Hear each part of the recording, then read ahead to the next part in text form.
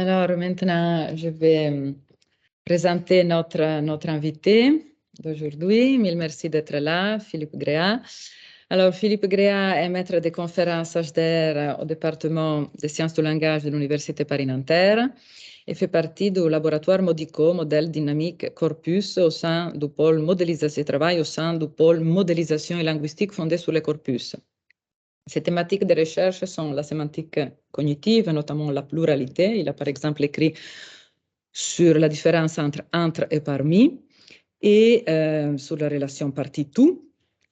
Ses spécialités, c'est aussi la sémantique interprétative, notamment la métaphore, l'énigme et les proverbes, et la grammaire des constructions.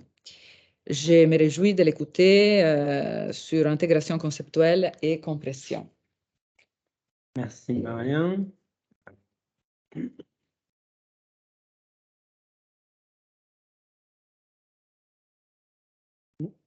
Alors, je pense que tout le monde voit bien les PowerPoint. Il s'agit d'un PowerPoint, oui. C'est presque un PowerPoint. Ça s'appelle un Word, en fait, mais c'est pareil.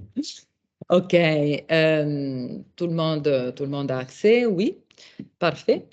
Allons-y. OK, ben merci pour cette invitation. Je vais vous parler d'intégration conceptuelle. Alors, je ne travaille plus beaucoup dans le cadre de l'intégration conceptuelle, mais disons que je connais suffisamment le cadre théorique pour pouvoir vous en parler un petit peu. Et donc, je vais insister, je vais focaliser mon attention sur la notion de compression. Alors, l'idée, c'est la suivante, c'est lorsque vous voulez parler de quelque chose de compliqué, vous avez généralement simplifié deux stratégies. Soit vous allez expliquer de façon analytique ce qui se passe, soit vous allez faire de la compression. C'est cette notion de compression telle qu'elle est définie donc, dans le cadre de l'intégration conceptuelle de Fauconnier et Turner, dont je vais parler en prenant l'exemple de campagne contre la déforestation. Et je précise que ce travail a été fait en collaboration avec Guillaume Desaguliers de l'Université Paris 8 et doit paraître dans un volume d'hommage à Fauconnier dans la revue Corella. Alors, comme vous le savez, l'état de la planète pose aujourd'hui un certain nombre de problèmes. Pour rendre compte de ces problèmes, vous pouvez choisir d'expliquer précisément ce qui se passe et montrer de façon rationnelle pourquoi il y a des problèmes. C'est la stratégie qui va être adoptée par exemple par le GIEC, traduit par un rapport réactualisé tous les 2 ans et dont les effets sur la population sont généralement assez faibles. Qui a lu le rapport du GIEC ici dans la salle? Ah ben voilà, personne, ça n'est pas bien. Ça n'est pas bien du tout. L'autre stratégie consiste à faire de la compression dans le but d'atteindre ce que Fauconnier et Turner appellent le human scale, l'échelle humaine. Et c'est par exemple la stratégie utilisée par les associations de défense de la nature, généralement au moyen de visuels et ou de slogans. Alors on va donc prendre, comme je l'ai dit, le cas de la déforestation. Alors, les raisons pour lesquelles la déforestation, c'est un problème, elles sont relativement difficiles à expliquer. En fait, techniquement, il va falloir mobiliser des concepts qui sont issus de la climatologie, tels que l'albédo des forêts, le principe de fixation du CO2 par la photosynthèse, les processus physico-chimiques impliqués par l'effet de serre, le processus de rétroaction négative et le cycle chimique biogéochimique. Donc, ça prendrait beaucoup de temps, beaucoup d'énergie et surtout, il n'est même pas certain qu'on parvienne à convaincre les gens. Il y a une seconde stratégie qui va consister à compresser tout cela dans le cadre d'une intégration conceptuelle. Et en voici donc un exemple élaboré par le WWF, c'est une association de défense de la nature bien connue, Worldwide Fund for Nature. Alors, avec ce genre de dispositif, le message passe quand même plus rapidement qu'un cours magistral de climatologie, et c'est nettement plus économique qu'une convention citoyenne pour le climat. Mais ce n'est pas en regardant cette image que vous allez vous faire une idée précise, correcte, de ce que c'est qu'une rétroaction négative ou un cycle biogéochimique. Mais au moins, l'information principale est communiquée de façon efficace, et peut-être que l'effet de conviction est un peu plus fort. Donc concrètement, ce qu'elle fait, cette image, c'est qu'elle permet de mettre à l'échelle humaine un problème qui, sans cela, serait très compliqué à expliquer.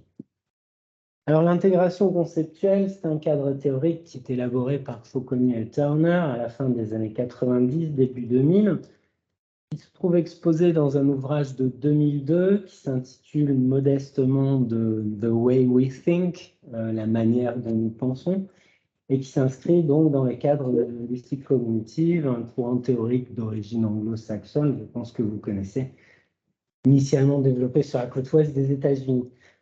L'idée, c'est que vous ne pouvez pas comprendre ce genre d'image-là qui est affiché sans passer par un processus qui consiste à intégrer deux espaces distincts qu'on appelle les espaces d'entrée.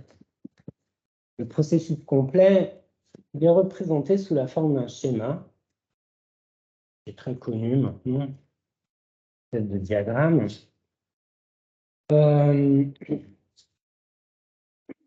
qui contient donc 4 espaces, 2 espaces d'entrée qui se trouvent ici et ici, et puis vous avez un espace générique pour au-dessus, et puis vous avez l'espace mixte ici en bas. Donc, je précise que je vais focaliser mon attention sur les espaces d'entrée et le blend, c'est-à-dire cette partie-là. En revanche, je ne parlerai pas de l'espace générique qui se trouve au-dessus et qui, en fait, correspond à la structure commune aux deux espaces d'entrée. Voilà. Alors, de quoi est-ce qu'ils sont faits, ces espaces d'entrée? Alors, ils sont faits de domaines conceptuels, de scripts, de scénarios, de schémas, de frames, bref. En fait, ce sont des groupements intégrés de connaissances qui sont codés dans notre mémoire en termes et qui encodent des généralisations sur notre expérience de l'environnement physique, social, culturel. Alors, ces groupements intégrés de connaissances, ils s'inscrivent dans une tradition sur laquelle je voudrais rapidement revenir. On peut les faire remonter. On peut les faire remonter à Kafka, dans le cadre de la théorie de la Gestalt, ou à Bartlett, avec un ouvrage qui s'appelle On Remembering, qui est la première étude de psychologie sur la mémoire après Ebbinghaus, et qui défend contre Ebbinghaus une conception constructiviste de la mémoire. Et puis à partir des années 70, cette idée selon laquelle la mémoire est constituée de blocs de connaissances intégrées qui rendent compte de régularités observées, cette idée va être développée dans différentes disciplines. Donc ça va être l'intelligence artificielle avec Minsky, le schéma qui va être utilisé. Ensuite, ça va être Shank et Abelson en 77 avec la notion de script. Vous allez avoir cette même idée qui va être exploitée en psychologie avec Vinograd et Rumelart, avec la notion de frame, et puis en linguistique avec Fillmore, à partir des années 80, mais en fait dès les années 60, toujours avec la notion de frame. Donc par la suite, il faut savoir qu'en psychologie cognitive, on a quand même passé une bonne vingtaine d'années à élaborer des protocoles expérimentaux pour démontrer l'existence de ces sortes de paquets intégrés de connaissances qui seraient encodées dans la mémoire à long terme. Alors aujourd'hui, cette notion, schéma, frame, script, etc., ces notions sont au fondement de la linguistique cognitive, puisque de tels paquets de connaissances constituent les unités de base sur lesquelles la théorie s'appuie. Je ne vais pas rentrer dans le détail, on aurait pour des heures à refaire l'histoire de ces notions, de leurs interconnexions. Il faudrait au moins remonter à Kant et il faudrait aussi évoquer le nom de Piaget, qui est injustement ignoré par la linguistique cognitive anglo-saxonne. Pas trop d'explications. Donc voilà, ces espaces d'entrée, donc, de quoi est-ce qu'ils sont faits? Ils sont faits de schémas, de scénarios, de frames, de scripts, c'est-à-dire des groupements intégrés de connaissances qui encodent des généralisations sur notre expérience de l'environnement. Environnement qui peut être de différentes natures, sociales, culturelles, etc. Alors, dans l'exemple que j'ai pris au VVF, les espaces d'entrée, ils correspondent à quoi? Ils correspondent à deux domaines distincts. Le premier, c'est le domaine de la foresterie.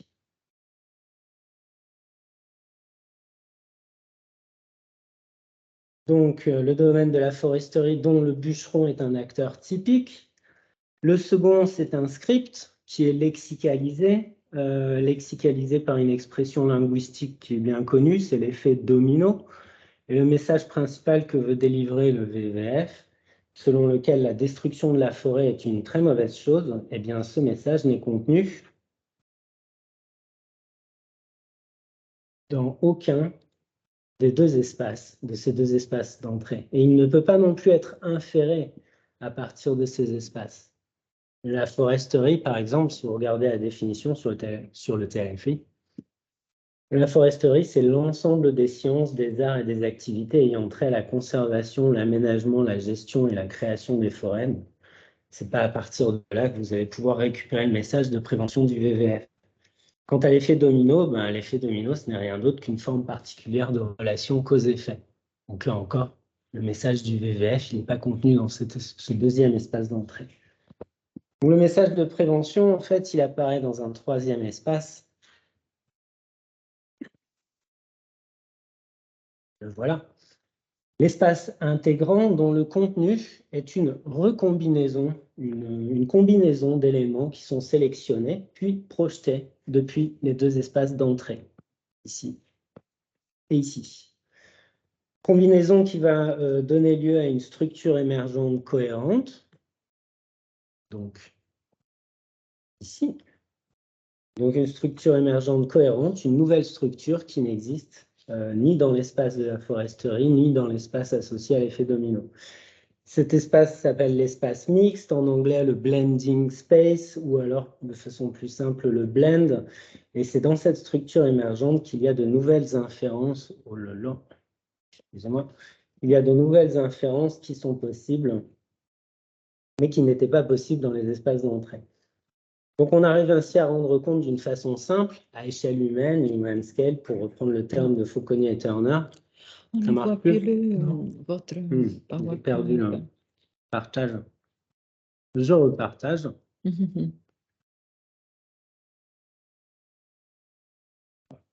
Hein.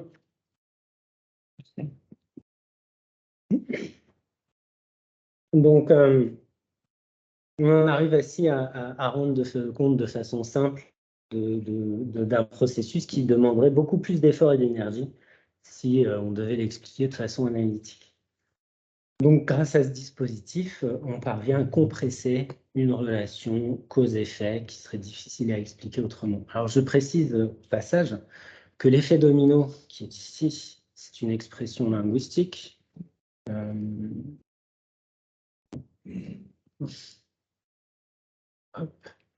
L'effet domino, qui est une expression linguistique, c'est lui-même le résultat d'une compression, puisqu'il lexicalise lui aussi une structure émergente qui est fondée sur deux espaces d'entrée distincts. C'est l'idée ici. Donc deux espaces distincts, un jeu de domino ici, et puis la relation de causalité ici, qui est une relation très abstraite et compliquée à expliquer. Au passage, la causalité, c'est une relation très fréquemment mobilisée sur ces questions d'écologie. Et donc là encore, vous avez une structure émergente qui permet ici de mettre à l'échelle humaine une relation de causalité dont il n'est pas facile de rendre compte en termes explicites, puisqu'en termes explicites, c'est quoi l'effet domino? C'est une relation indirecte, c'est une relation cause-effet indirecte fondée sur une chaîne d'éléments transitivement connectés. Ce n'est pas très simple. L'effet domino, c'est beaucoup plus parlant. Donc vous le voyez, c'est tout un réseau d'éléments connectés qu'il faut pouvoir mobiliser, pouvoir rendre compte du visuel de VVF. Et le point intéressant, c'est que l'élaboration de ce réseau ne pose manifestement aucun problème à un être humain adulte. Même s'il a l'air compliqué vu comme ça, il l'est beaucoup moins qu'une explication scientifique qui serait complètement explicite. Alors, je pense que vous avez compris le principe, mais on va prendre un autre exemple. On va en prendre plusieurs des exemples en fait.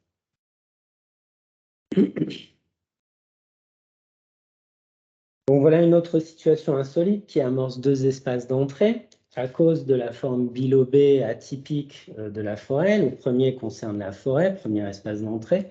L'espace d'entrée, il est d'autant plus facile ici qu'il est amorcé par un cliché qui s'est figé dans une expression métaphorique quasi conventionnelle, à savoir les forêts sont les poumons de la Terre. Et le visuel, ce qu'il illustre, c'est un principe que Fauconnier et Turner appellent le principe d'élaboration, qui permet simplement de filer la métaphore. Les forêts sont les poumons de la Terre. Donc, la déforestation en est le cancer. Donc, du coup, la déforestation, elle est désormais conceptualisée comme une maladie grave. Et on est invité à poursuivre cette élaboration en évoquant les conséquences à long terme, son possible traitement avant qu'il ne soit trop tard, etc., etc. Alors, c'est généralement là que des petits malins s'amusent à inverser le processus d'élaboration en coupant le blend de ces espaces d'entrée et en disant des choses comme, par exemple, la planète, elle avait qu'à pas fumer. Ça pourrait s'entendre. Vous avez tout à fait le droit de dire ça. C'est logique, c'est parfaitement optimal du point de vue de l'intégration, mais évidemment, ça a pour effet de reconfigurer l'ensemble du réseau d'intégration, puisque dans ce cas-là, la planète est conceptualisée comme un individu doué d'intentionnalité, qui doit faire attention à sa santé, et l'intérêt d'une telle reconfiguration, c'est l'invisibilisation de la responsabilité des hommes dans la destruction des forêts. Donc quelque chose qui ressemble plus à ça. Donc une reconfiguration qui va dans une direction opposée à celle qui est recherchée par le WWF. Et bon, dans le même esprit, vous pouvez être amené à dire que la planète, elle a qu'à se faire prescrire une chimiothérapie. C'est un genre de risque que vous prenez avec ce genre de mécanisme, l'intégration en compression. C'est qu'il y a toujours des malins, des petits malins qui peuvent vous prendre au mot, qui peuvent reconfigurer votre réseau d'intégration pour générer de nouvelles inférences qui vont alors dans une direction que vous n'aviez pas nécessairement prévue, soit pour obtenir un effet humoristique, soit pour discréditer votre message, soit souvent les deux. Alors c'est un processus de renégociation qui est sans fin, puisque tous les éléments les plus radicaux du VVF pourront toujours rétorquer à la phrase 4, hein, que oui, une bonne chimiothérapie, c'est tout à fait possible. Ça consiste à éliminer l'humanité entière, histoire d'éviter une reprise ou une rechute de la maladie. C'est logique. Enfin, c'est logique. C'est la logique des cours de récré, quoi. Voilà. Alors, autre exemple, je ne sais pas si vous voyez correctement. Vous avez une situation ici qui a un très faible degré de plausibilité. Dans le monde réel, vous auriez l'animal sauvage qui aurait fui dès l'arrivée des... Et quand on regarde cette image, le sentiment qui se dégage, c'est deux choses possibles, mais qui ne sont pas du tout plausibles. Premier sentiment, soit c'est que l'animal est collé au tronc. Deuxième possibilité, c'est que le processus d'abattage a été si rapide que la pauvre bestiole n'a pas eu le temps de fuir. Mais aucune de ces deux explications n'a de plausibilité, n'est vraisemblable. Et du coup, le caractère atypique de la situation déclenche une intégration conceptuelle. À nouveau, vous avez deux espaces d'entrée qui sont mobilisés. Le premier qui va concerner la forêt tropicale, et ça, c'est la forêt tropicale. Et là, rainforest, et son exploitation par l'homme. Et puis le second, ça concerne les animaux sauvages dont les forêts tropicales sont l'habitat.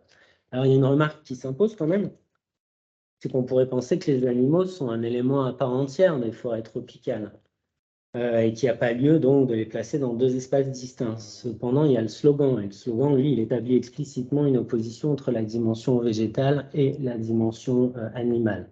Et puis sans cette opposition, on ne pourrait pas comprendre la situation qui est présentée dans le visuel. L'abattage des arbres, c'est un processus qui concerne la dimension végétale, mais ça ne concerne pas la dimension animale. Si vous voulez, pour le dire autrement, l'exploitation de la forêt tropicale, c'est un frame qui est très différent de celui du braconnage, donc ça ne va pas. Bref, le découpage simultané de l'arbre et de l'animal est le résultat d'une intégration. Vous avez le frame de l'exploitation forestière qui va être projeté dans l'espace intégrant.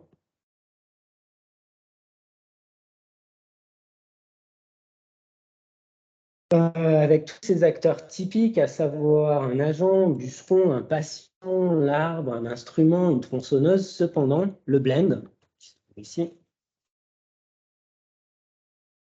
va hériter d'un patient supplémentaire qui, cette fois, est issu de l'espace de la faune sauvage. Et du coup, dans le blend, ce n'est pas un patient, c'est deux patients au lieu du seul sujet, au lieu du seul patient attendu, l'arbre. C'est deux patients qui vont être alors soumis au même processus. Et donc, dans ce cas, Fauconnier et Turner parlent de causal compression, compression causale. L'exploitation de la forêt cause la disparition des espèces sauvages qui y vivent. C'est ça l'objectif ici dans cette image. Alors, dans le cas présent, c'est la somme de l'animal et de l'arbre qui instancie le rôle de patient dans le blend. Mais quand on y réfléchit, il y a d'autres stratégies qui sont possibles, qui consisteraient par exemple à fusionner cette fois-ci l'animal et l'arbre en une seule entité. Ici, dans ce visuel, ils sont continus. Et donc, si vous vous amusez à les fusionner, en revanche, là, Fauconnier et Turner, ils parleront de compression to uniqueness, compression à l'unité. Je ne saurais pas trop comment traduire ça. Et cette compression à l'unité, elle est mise en œuvre par le VVF avec un visuel où le patient hérite cette fois à la fois des propriétés qui sont issues du domaine végétal et celles qui sont issues du domaine du vivant. Alors le VVF a évidemment donc trouvé que l'idée était sympa. Ils ont donc décliné ça sur plein de bestioles.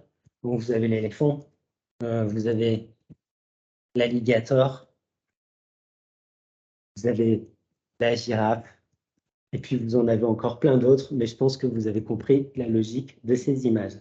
Alors, il faut quand même souligner au passage que quand on présente ce genre de visuel à des sujets naïfs, on s'aperçoit que la reconstruction de la totalité du réseau, c'est-à-dire la reconstruction des espaces d'entrée à partir de ce machin-là qui est à l'écran, elle n'est pas si facile que ça. Elle devient même assez difficile, elle devient même impossible. Hop là. Lorsque vous vous amusez à supprimer le logo. Alors là, dans ce cas de figure, les sujets, ce qu'ils vont chercher, c'est une explication à la Magritte du genre « ceci n'est pas une girafe », que sais-je encore. Alors il y en a même, parce que j'ai fait le test, hein, il y en a même qui trouvent qu'en fait, le coup du rondin de bois enveloppé dans une peau de girafe, c'est une chouette idée déco. C'est pas hein, c'est pas bien ça quand même. Alors du coup, c'est une impression qui devrait disparaître hein, si vous mettez un peu de sang là, sur les sections. Là, tout de suite. Je pense que tout de suite, ça remettrait les gens sur les rails. Et donc voilà, je vais revenir sur ces changements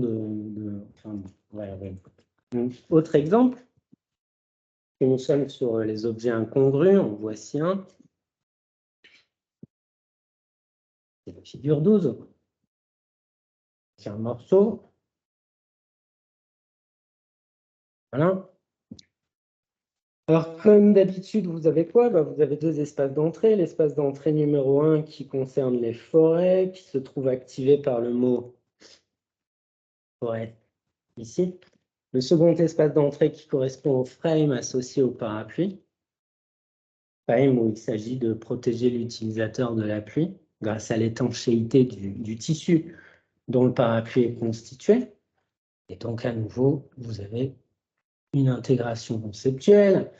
Et le blend, qui est ici, est le résultat d'une série de compressions. Alors, ces compressions, lesquelles sont-elles? Déjà, vous avez les nombreux arbres dont sont constituées les forêts qui sont ramenés à un seul arbre.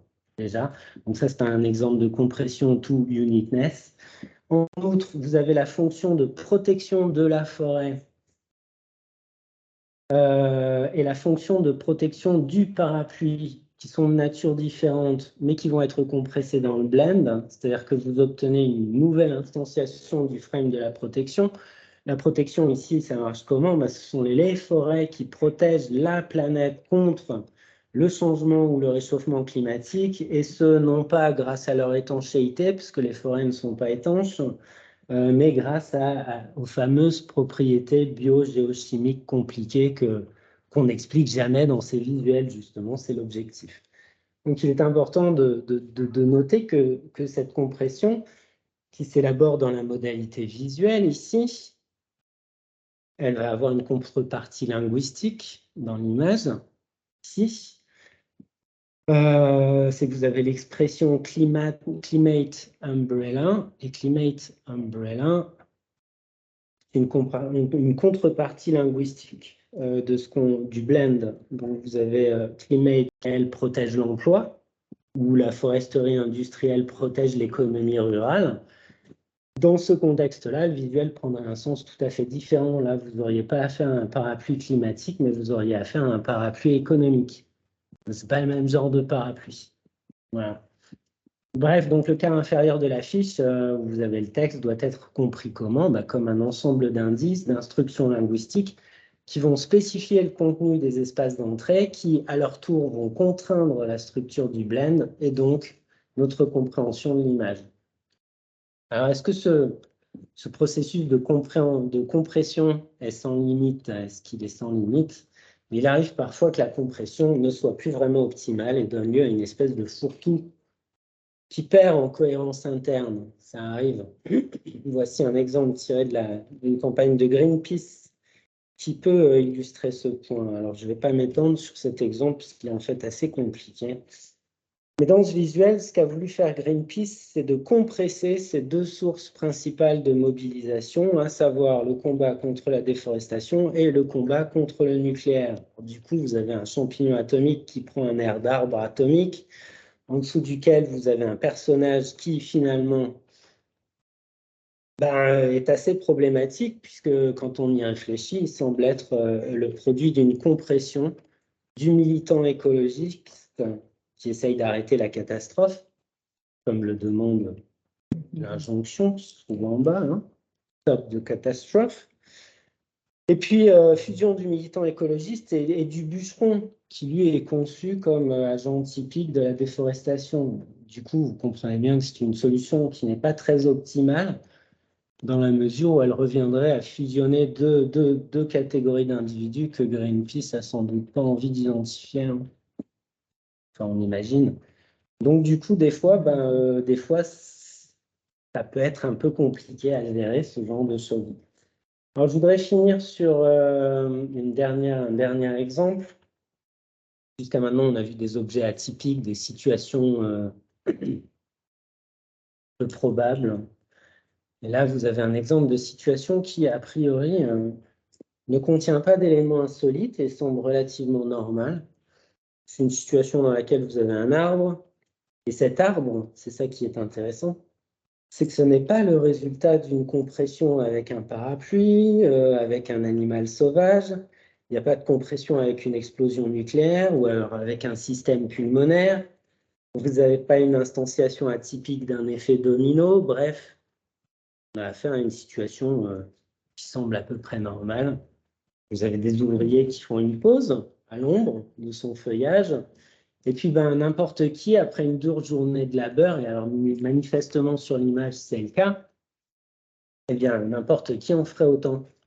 Donc, sans la présence de ça, c'est-à-dire le logo plus le slogan, ce genre d'image ne déclencherait pas d'interprétation supplémentaire. À part peut-être, je ne sais pas, en écho avec d'autres tableaux qui prennent pour thème le repos du paysan dans le contexte du travail au champ, je ne sais pas, Van Gogh, Linel, des choses comme ça. Cependant, il y a le logo. Il y a le logo et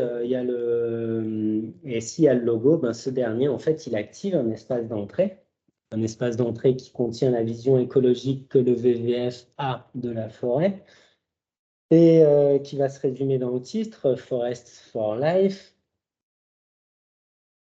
Et du coup, la forêt ici apparaît désormais comme une condition essentielle de la vie sur Terre. Alors, la scène qui paraît normale à première vue, elle doit être relue à l'aune de cet espace d'entrée pour aboutir à une imagerie très différente, puisque l'abri ici qu'offre le feuillage doit désormais s'interpréter comme le résultat d'une compression à nouveau et qui va envoyer un principe plus général, un abri au sens où nous avons affaire à un écosystème où la vie sur Terre trouve des conditions de développement optimales projetées depuis l'input associé à la conception que le VVF a de la forêt. Et dans la construction émergente, c'est là que vous pouvez faire un certain nombre d'inférences qui ne sont pas possibles ailleurs, en particulier cette sorte de folie inconsciente dont les ouvriers se rendent coupables et qui est analogue à celle de cet individu qui coupe la branche sur laquelle il est assis. Voilà. On notera que ce réseau d'intégration et la structure émergente qui en découle est aujourd'hui conventionnalisé dans le milieu du militantisme écologique. Vous allez trouver beaucoup d'instanciations de ça, visuelles, textuelles, voire les deux, sous la thématique générale du dernier arbre. Alors, on fait maintenant le point. Qu'est-ce que tous ces exemples que je viens de vous proposer nous disent de ce que c'est que l'intégration conceptuelle? Ils montrent que l'intégration conceptuelle, c'est un processus dynamique complexe, au cours duquel différents espaces sont activés en mémoire, puis reliés, compressés dans des blends, qui sont eux-mêmes susceptibles d'être repris comme espaces d'entrée.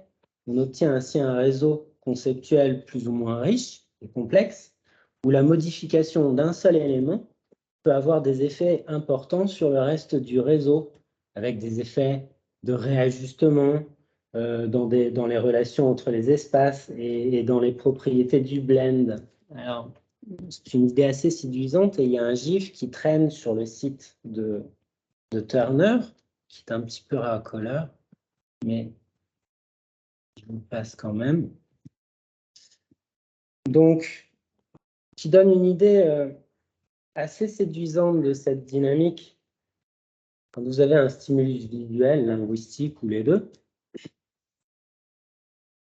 vous allez activer différents espaces en mémoire, vous allez les connecter entre eux, vous allez générer un blend, prendre ce blend comme input, et ainsi de suite. Et du coup, le réseau global qui finit par se stabiliser va correspondre à votre compréhension de ce stimulus. Il faut bien reconnaître que ce genre d'animation est séduisant et qu'il correspond sans doute probablement à quelque chose dans la cognition humaine. Mais en se présentant sous cette forme-là, sympathique, elle permet surtout de cacher les très nombreuses difficultés que soulève la théorie de l'intégration. Et c'est pourquoi je voudrais finir cet exposé sur une tonalité un peu plus critique. J'ai encore un peu de temps pour moi, je pense. Absolument.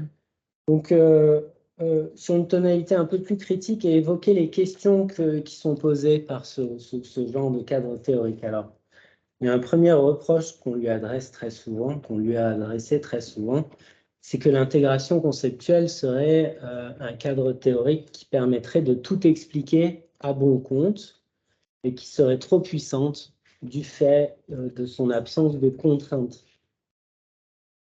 Et comme le souligne à juste titre Brochias dans une revue du bouquin de Fauconnier et Turner en 2002, donc Brochias 2004, la question évidemment qui se pose, c'est qu'est-ce qui n'est pas du blending?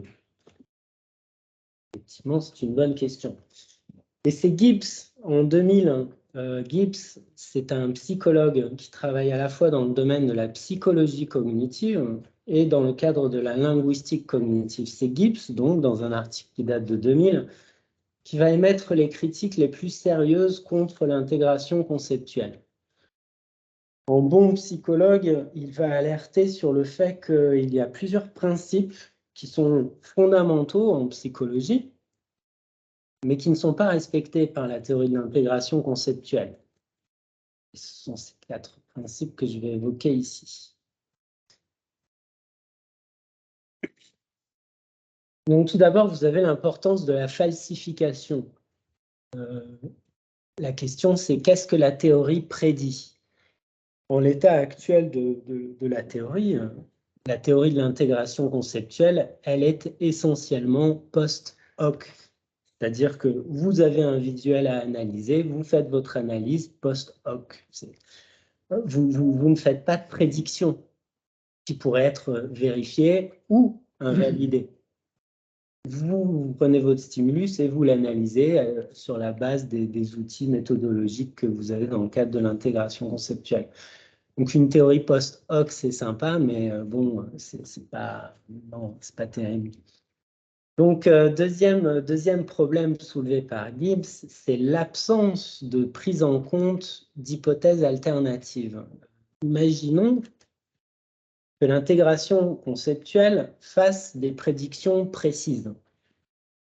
Une prédiction précise possible qu'on pourrait faire dans le cadre de l'intégration conceptuelle, ce serait par exemple que les stimuli qui vont exiger plus d'espace et plus de projections conceptuelles seraient aussi ceux qui exigeraient un effort cognitif additionnel.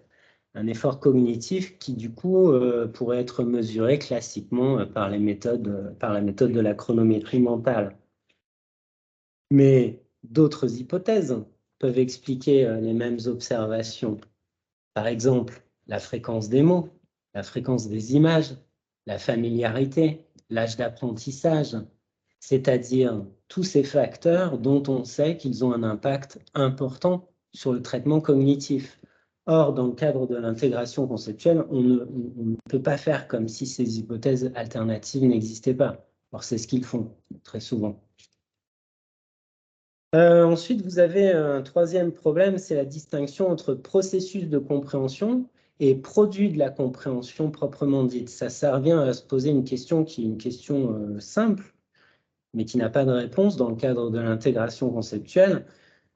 Ça consiste à se demander si tous les sujets ont réellement besoin de créer des espaces intégrés complexes pour comprendre l'image de la figure 10, par exemple. La figure 10, c'était le fameux parapluie climatique. Je pense que vous l'avez tous en mémoire, le parapluie climatique.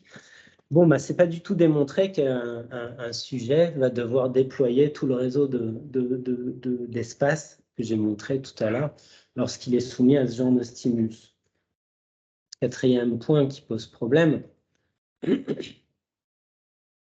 c'est l'absence de prise en compte des différents niveaux de représentation mentale. Alors, je ne vais pas rentrer dans le détail parce que ça concerne spécifiquement Gibbs, qui, je vous le rappelle, donc est psychologue. Mais la notion de représentation mentale est évidemment très débattue en psychologie cognitive. Et l'intégration conceptuelle ne tient pas compte de ce débat. On ne se pose pas de questions sur les différentes possibilités, les différentes alternatives qui existent en psychologie cognitive sur la notion de représentation mentale. Et Dieu sait si c'est très débattu. Alors, ironiquement,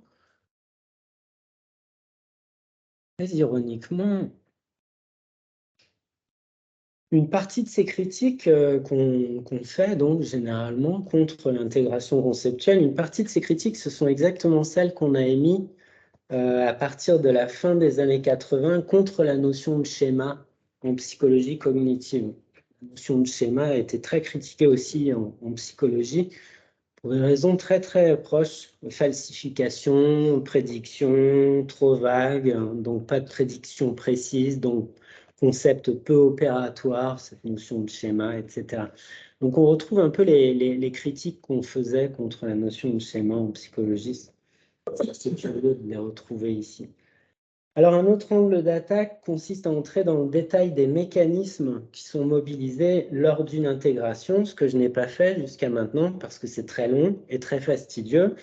Pour illustrer mon propos, je vais rapidement évoquer la question de ce que Fauconnier et Turner appellent les relations vitales. Ce sont ces relations, les relations vitales. Ce sont ces relations-là très importantes qui permettent de connecter les éléments qui appartiennent à deux espaces d'entrée différents, dont c'est les traits pleins dans ce schéma.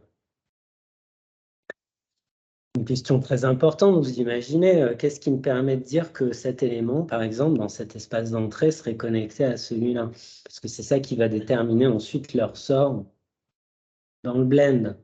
Fusion, compression, compression to uniqueness, ou alors simplement réinjection dans le blend, etc., etc. Donc du coup, la question c'est, quelle est la nature de ces relations? Eh bien, les relations vitales, je vous donne la liste ici. Alors, c'est une liste que j'ai tirée de Birdsell 2014. Donc, voilà la liste.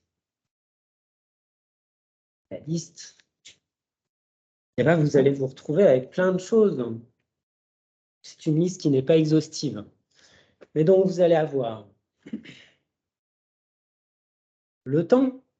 Donc, par exemple, lorsque vous avez deux espaces d'entrée qui se situent à des époques différentes, vous pouvez supprimer la variable temps et fusionner. Ça, c'est possible. Enfin, c'est pareil pour l'espace. Quand vous avez deux espaces d'entrée qui se situent à des endroits différents, vous pouvez supprimer la variable espace. Très bien. Vous avez la relation cause-effet. La relation cause-effet, quand vous regardez les exemples qui sont traités par Fauconnier et Turner, ben, on reconnaît en fait la relation de synecdoque, telle qu'elle est définie dans la rhétorique. Et puis vous avez la relation partie-tout ici.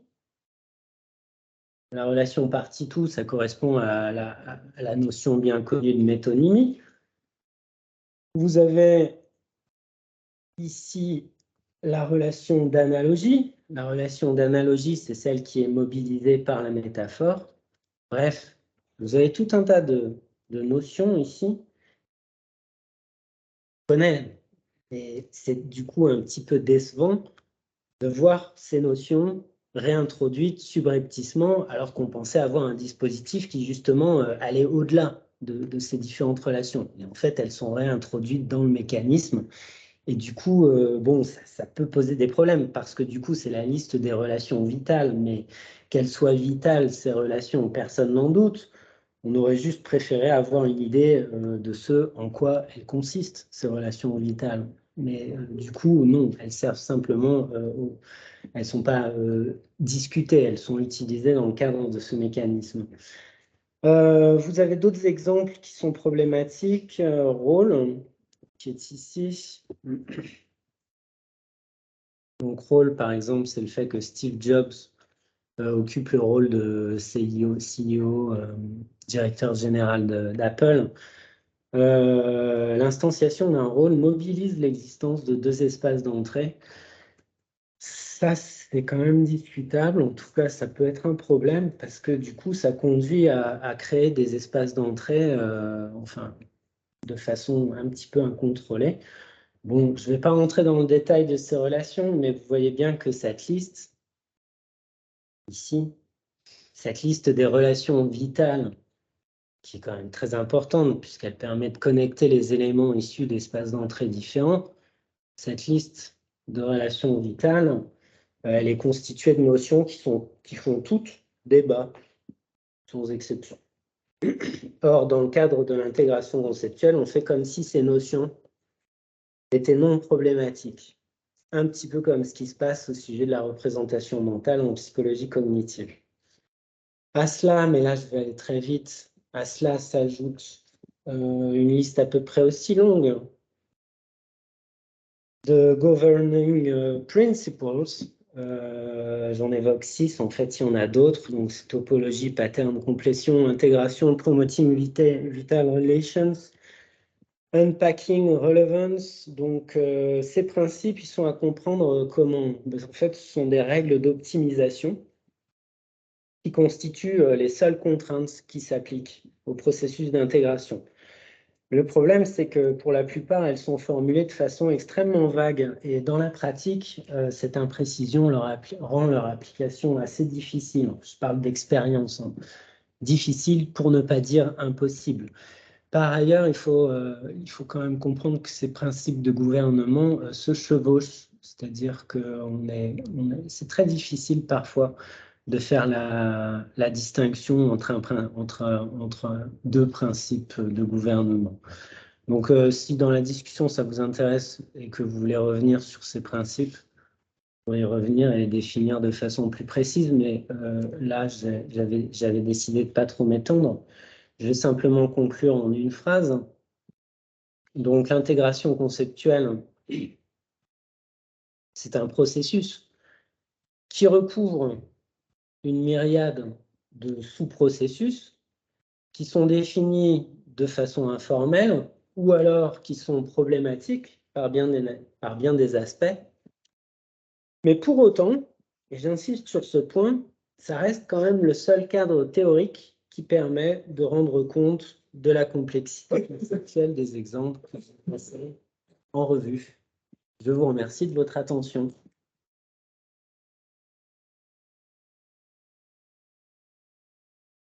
Merci Philippe.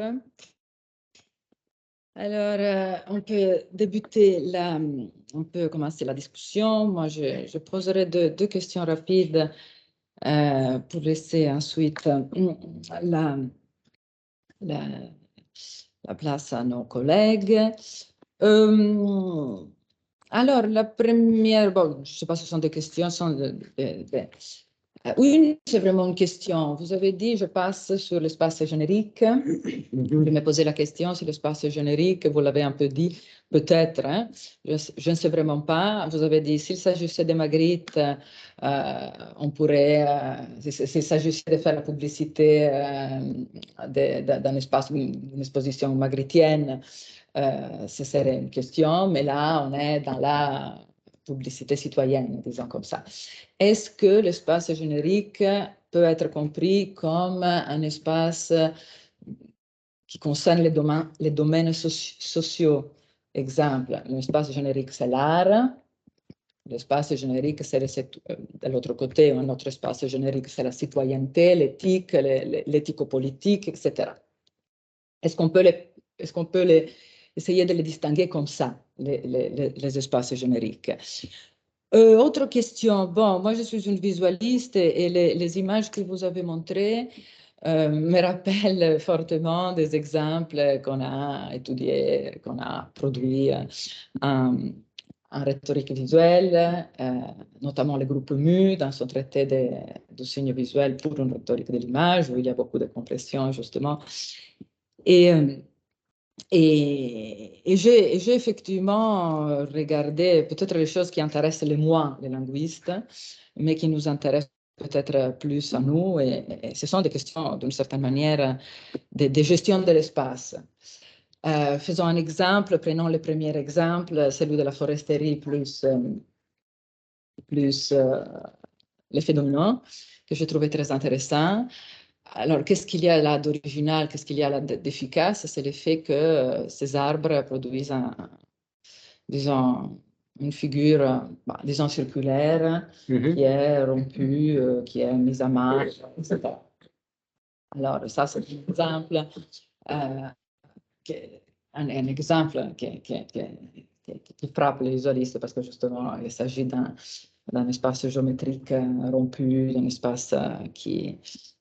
Et dans d'autres cas, évidemment, j'ai remarqué les seins, dans le cas de l'animal qui est, disons, égorgé avec... et dans d'autres cas, comme les exemples de la girafe, l'effet que les animaux ne sont pas debout, hein, parce qu'on voit beaucoup d'arbres debout, mais là, dans ces cas, une fois qu'on a des compression to uniqueness, on a effectivement aussi l'effet que la girafe est vue allongée. Bon, tout ça pour dire, est-ce que toutes ces détails que les visualistes remarquent, mais que les linguistes peut-être non, le fait d'être debout, le fait d'être allongé, peuvent être utiles dans le cadre de ces contraintes, parce que vous avez bien sûr montré qu'il y a des problèmes face à cette théorie de la compression. Vous les avez listés. Et je me dis que même par rapport à la prédiction, peut-être quelques-uns de ces détails quelques-uns de ces détails visuels pourraient effectivement servir la prédiction, servir la possibilité d'étendre cette théorie, non pas une théorie post-hoc, mais une théorie qui pourrait être aussi cognitive, prédictive. C'est tout. Ok, c'est déjà pas mal, hein. Alors, on va revenir à la première question.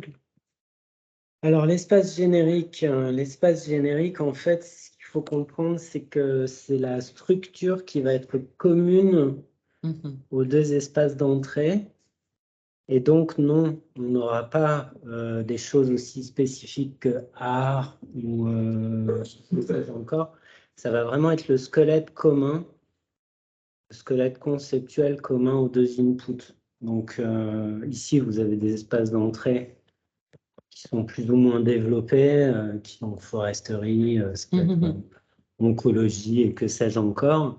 Mais l'espace générique, lui, va être vraiment vidé de toute substance, de tout domaine particulier. C'est le plus schématique, c'est le plus abstrait, c'est le plus formel.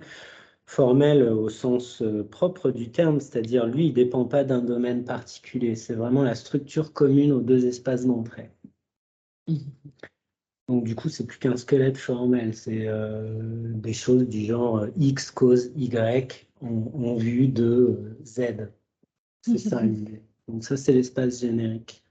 Est-ce que ça concerne des compétences génériques? Vraiment au niveau le plus formel, en fait, c'est l'espace formel typique, c'est-à-dire les trois autres sont liés à des domaines particuliers, en particulier les espaces d'entrée, mais aussi le blend qui va construire sa logique interne. L'espace générique, c'est vraiment l'espace qui ne dépend d'aucun domaine particulier, qui se contente juste de récupérer ce qui est commun aux deux espaces d'entrée.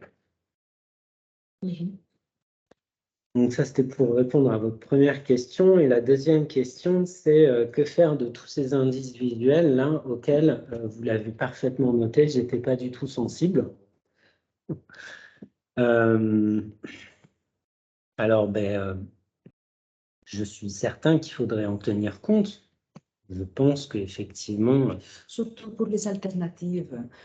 Une des critiques, c'est qu'il n'y a pas d'alternative, non? Dans une des critiques de Gibbs. Les hypothèses alternatives, oui, tout à fait. Alors, ce que je peux répondre effectivement, c'est que, par exemple, ici, ça a sans doute un sens. Ici, vous avez des traces de sang. Donc ça, c'est quand ils sont contigus, les deux patients, là, qui sont l'un à côté de l'autre. En revanche, quand ils sont fusionnés, vous n'avez plus de sang. Ce sont des variantes. En fait, quand on regarde sur Internet, on a des variantes de ces schémas et elles peuvent être assez différentes. En fait, par exemple, ça, il y a pas mal de variantes qui tournent sur Internet. Alors, des fois, on en trouve avec du sang, des fois, on n'en trouve pas avec du sang. Pareil, il y a des variantes qui sont associées à ce fameux parapluie climatique qui sont présentées différemment. Et puis aussi, vous avez le dernier. Voilà. Vous avez énormément de variantes ici.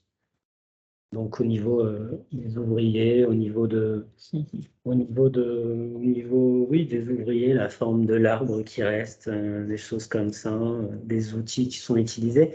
Ce qu'il faut savoir, c'est que là, ce sont des exemples que j'ai donnés, mais il faut quand même savoir qu'il y a vraiment beaucoup de variantes de ces différentes choses. Donc du coup, je ne sais pas dans quelle mesure les points que vous avez notés vont être pertinents. Il y a des éléments qui seront sans doute pertinents. Par exemple, la présence de sang, je pense que ça peut devenir pertinent dans certains contextes. Mais on voit bien qu'aussi, on a pas mal de variantes, parfois assez différentes, qui font que du coup, la disposition géométrique des acteurs dans l'espace, la couleur, ces choses-là n'entrent pas en ligne de compte. Non, ce serait très intéressant de voir toute la filière, disons, toute la généalogie, toutes les variantes de la série. Oui. Effectivement. Oui, parce qu'ils se sont copiés, en fait. Hein. Ils se sont beaucoup recopiés entre associations, ils se sont piqués des idées. Très bien, parfait. Vous avez des questions? Jean-François? Oui, évidemment, ça donne l'impression. Tu dois parler un peu plus fort parce qu'ils doivent t'entendre. Sinon, tu viens ici pour te montrer aussi au public. Oui, c'est des espaces que donne quand même l'impression de voir s'appliquer des idées même de machine, de choses. C'est donc une généralité.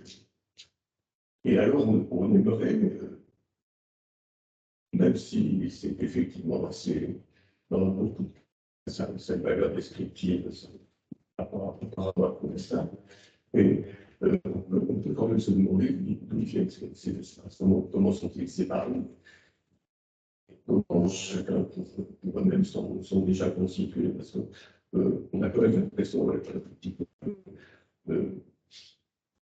Ils sont ad hoc à chaque fois. À chaque fois, par exemple, on met un parapluie, et bon, à chaque fois c'est ad hoc, c'est-à-dire il y a beaucoup on confond. Mais qu'est-ce qui a séparé ce parapluie, etc. C'est très souvent le cas, par exemple, dans la métaphore en question. Qu'est-ce qui pose de domaines, pourquoi on les relie, pourquoi on les relie pas. Il faut chercher à l'esprit des métaphores, par exemple,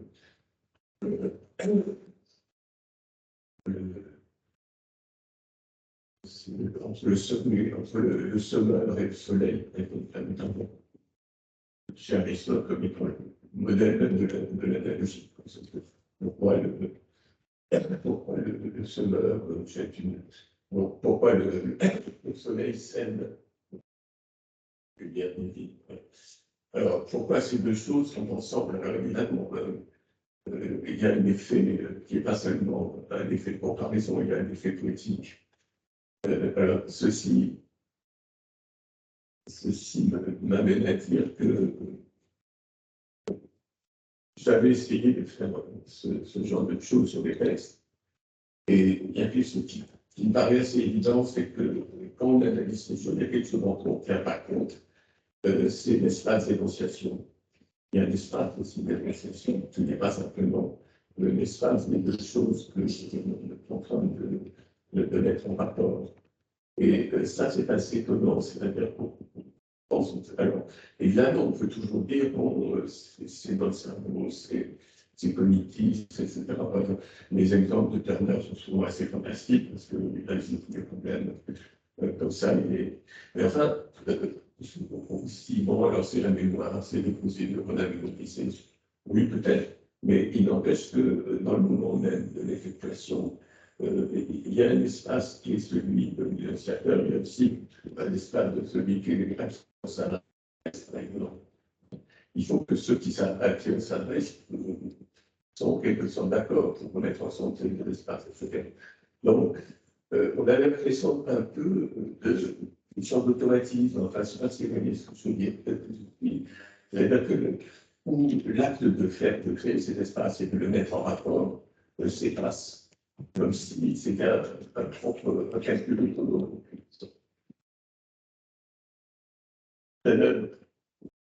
Du point de vue génétique, on a quand même, par exemple, pour une image, cette image, elle n'est pas laissée dans le monde. Et donc, il y a quelqu'un qui l'a fait, avec les intentions, etc.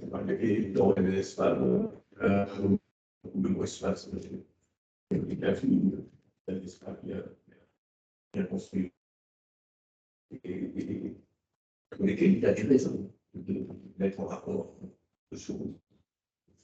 Des raisons qui sont pas forcément cognitives, qui peuvent être par exemple le type.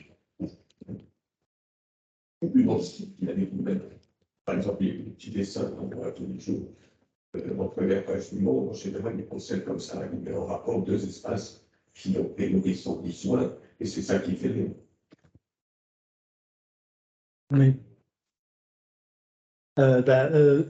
Donc l'intégration conceptuelle s'inscrit dans la linguistique cognitive et donc effectivement, oui, c'est d'abord ce qui se passe, enfin ce qui se passe dans le cerveau.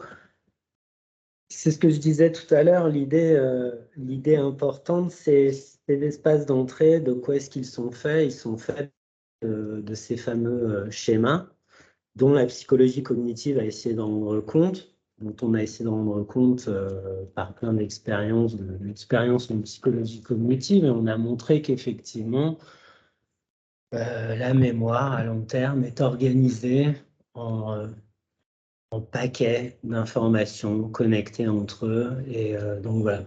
Et c'est cette dimension-là qu'exploite l'intégration conceptuelle avec un point important, c'est que les espaces mentaux sont aussi prévus, conçus pour rendre compte du point de vue du locuteur. Les espaces que je présentais tout à l'heure, c'est pas seulement la foresterie. Quand vous avez le logo VVF qui est affiché sur un visuel, la présence du logo VVF, ça va vous activer un espace foresterie, mais attention, ça va activer un espace foresterie tel qu'il est conçu par le VVF, c'est-à-dire avec ses propriétés géochimiques, biogéochimiques bien particulières, voilà, qui ne seront pas les propriétés qui seront activées par l'espace foresterie s'il était conçu par un chasseur ou un exploitant capitaliste. Ce ne serait pas la même chose. Donc le contenu des espaces, non seulement il est lié à ces paquets d'informations qui sont codés en mémoire à long terme, mais en plus ils sont en quelque sorte profilés par l'intention, les intentions de celui qui produit l'énoncé. Et donc le logo du VVF est là pour profiler cet espace d'entrée et lui donner un contenu qui n'est pas le même contenu que si on avait affaire. C'était l'exemple que je donnais tout à l'heure. Si vous avez par exemple votre parapluie climatique là, et que vous savez que l'image a été élaborée par le maire du village, ce ne sera pas du tout la même chose, parce que lui, le maire du village, ce qu'il va vous dire, par exemple, c'est l'économie. Par exemple, on y mettre un ordre. Oui. On y mettre un ordre. Par exemple, les poissons sont des phénomènes physiques. Bon. Tout à fait. C'est pour ça d'ailleurs que j'ai pas parlé de l'espace générique, parce qu'il est terrible celui-là. Oui, il faut pouvoir extraire sur la base de deux espaces d'entrée, il faut pouvoir extraire une structure commune. Mais là encore, l'intégration conceptuelle ne dit pas par quel moyen on fait une chose pareille. Et c'est vrai que ça renvoie là aussi à un problème qui est loin d'être trivial. Il y a deux questions à distance. Jacques Fontani et ensuite Avner Pérez. Jacques, à toi la parole. Et on n'entend pas. Il faut allumer. Oui, c'est normal. on t'entend. Mon micro était encore. Donc, merci pour cette présentation qui, du point de vue de l'organisation, fait un bilan très clair des propositions de Fauconnier et Turner, et en plus avec un domaine d'application qui, enfin, en tout cas de mise en œuvre, qui permet de suivre le raisonnement de manière très claire. Alors moi j'ai deux petites questions. Petites dans leur formulation, c'est vous qui verrez si elles sont plus grandes dans la réponse. La première, c'est pourquoi deux? Pourquoi toujours deux entrées? Pourquoi? Voilà. Donc, y a-t-il des cas où il est envisagé d'en avoir 3 ou 4, par exemple? Voilà. Donc, pourquoi deux? Et je ne commente pas, je pense que vous comprenez très bien les incidences. Vous ne m'entendez pas, là? Oui, oui, on t'entend bien. Ah, parce que je te vois en train de faire des gestes, je croyais que ça n'allait pas. Non, non, c'est simplement que c'était un peu bas, mais les gens entendent. Hein. Mais je pense que toi, tu dois... Ah, je parle fort pourtant, là, hein, justement. Tu dois quitter les tiens. Maintenant, ça fait un double. Vas-y, Jacques, tu peux parler? Pardon? Bon, alors la Oui, deuxième question, elle est tout aussi courte. Est-ce que dans les opérations qui font le blend, il y a autre chose que des cas de prédication et d'énonciation. Les figures de rhétorique étant des cas de prédication au sens large, évidemment. Voilà. Ok. Pour répondre à la première question, donc pourquoi 2, toujours 2, ça c'est de ma faute. J'ai présenté des exemples où il n'y avait que 2 espaces d'entrée. Le cadre théorique accepte tout à fait qu'on puisse avoir 3, 4 espaces d'entrée distincts. Et il y a des exemples dans l'ouvrage de Fauconnier et Turner. Je ne les ai pas abordés parce que je me suis dit c'était déjà suffisamment, enfin c'était suffisant d'en rester. Mais oui, non, le cadre théorique admet qu'on puisse intégrer 3, 4 espaces d'entrée différents. Donc ma deuxième Toujours question les est mêmes peut-être moins modalités. pertinente alors. Non, parce que je cherchais un exemple comme ça, mais parapluie climatique,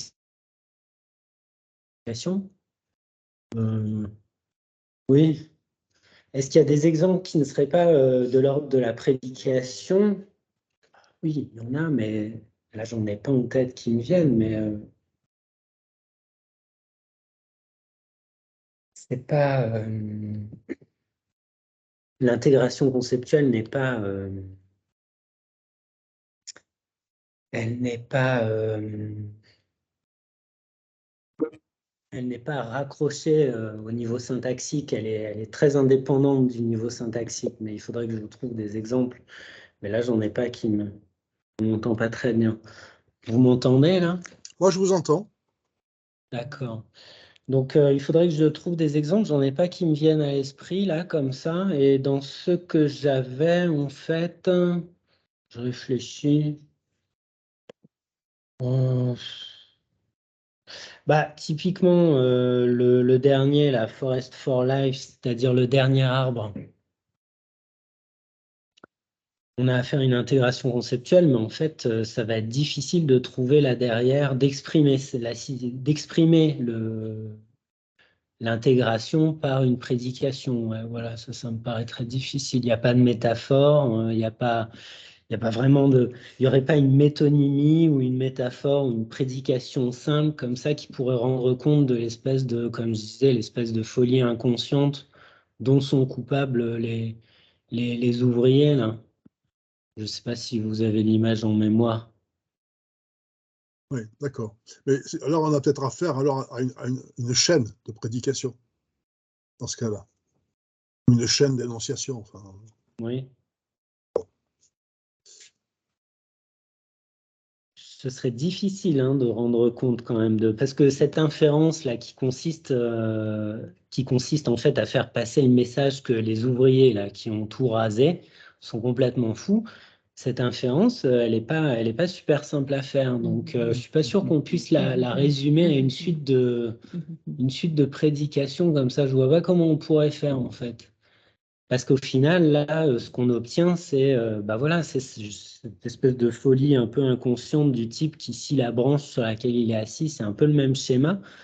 Je pense qu'on aurait du mal à expliciter ça avec un enchaînement je crois. Ok. Marie a l'air d'accord. Enfin, voilà. C'était des vraies questions. Hein. Je vois que c'est le cas pour vous aussi. Pour moi, c'était des questions ouvertes. Hein. Je n'ai pas de réponse non plus. Merci beaucoup, Jacques. Non, j'ai l'air d'accord parce que malheureusement, avec l'image, on arrive à faire des compressions, disons, qui ne sont pas possibles à d'autres niveaux. Donc, c'est pour ça qu'il faut, à mon avis, regarder ce que j'ai appelé les détails parce que, Oui.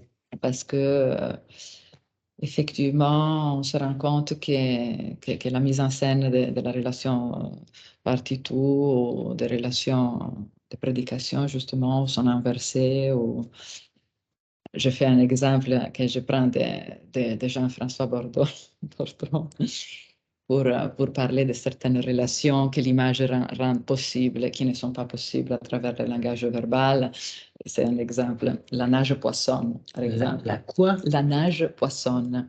Ah, Alors, la nage la poissonne nage est très poisson. intéressante parce que ça fait comprendre comme, bon, on peut mettre en scène effectivement une manière d'être dans l'eau des poissons qui existe seulement à travers, je ne sais pas, des reflets dans l'image ou d'autres stratégies exclusivement visuelles. Et que, bon, si on essaie de les rendre en langage verbal, bon, on bute un peu sur des prédications un peu particulières, comme la nage poissonne, ou je ne sais pas si tu as d'autres exemples. Bon, Avner Pérez voulait poser une question aussi.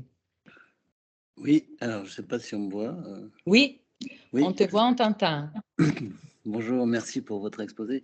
Oui, alors j'ai écouté avec attention parce que ça m'a fait penser à un travail que j'avais fait à une époque avec une épistémologue qui avait travaillé sur l'épistémologie générique et donc sur les principes finalement qui pouvaient conduire à une interdisciplinarité. Alors ça peut paraître un peu éloigné, mais pas tout à fait, parce que un des principes justement qui permettait d'obtenir de mettre en commun des axiologies très différentes, venant de disciplines très différentes, c'est le principe de sous-détermination.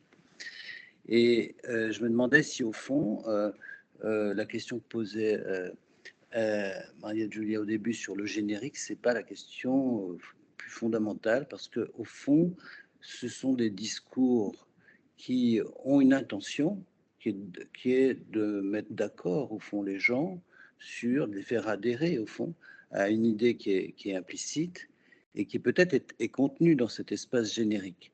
C'est-à-dire, je me demandais, d'après vous, est-ce qu'au fond, le générique que vous avez redéfini comme ce qui est formel et dépourvu de toute référence à un domaine, au fond, en mettant des images qui sont sous-déterminées, est-ce qu'on ne peut pas arriver à mettre tout le monde d'accord sur une espèce de langue commune, disons, de points sur lesquels tout le monde est d'accord, qui serait, il y a bien une causalité, une relation de cause à effet entre l'action des uns et la destruction et le plan écologique qui est défendu là. Donc, je me demande si ce qui est là une contrainte, qui est un ensemble de contraintes que génère ce genre d'image, c'est une forme de traduction qui amènerait à être d'accord sur cette communauté d'un espace générique auquel on adhérerait. Voilà, c'est la question que je voulais poser. Merci, Avner.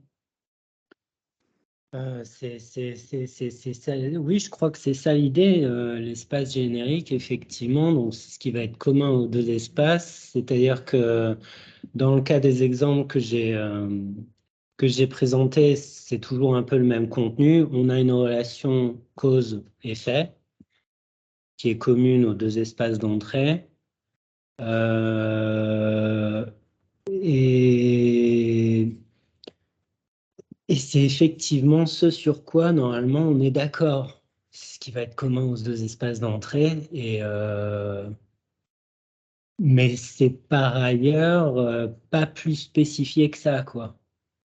C'est-à-dire, il existe une relation cause-effet qui sera commune à ces deux espaces, et c'est ça qui va contrôler, déterminer, enfin, qui va contrôler, c'est un bien grand mot, mais en tout cas, qui va permettre le déploiement du reste du réseau.